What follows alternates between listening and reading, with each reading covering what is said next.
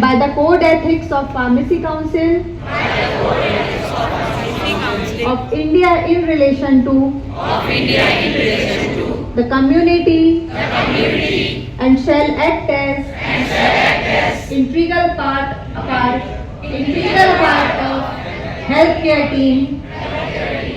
I shall uphold the law and standards governing my profession. I shall strive to perfect and enlarge my knowledge to contribute to the advancement of pharmacy and public health.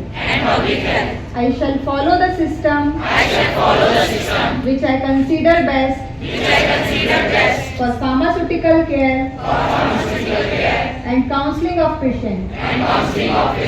I shall hold endeavor to discover and manufacture drugs of quality to alleviate sufferings of humanity.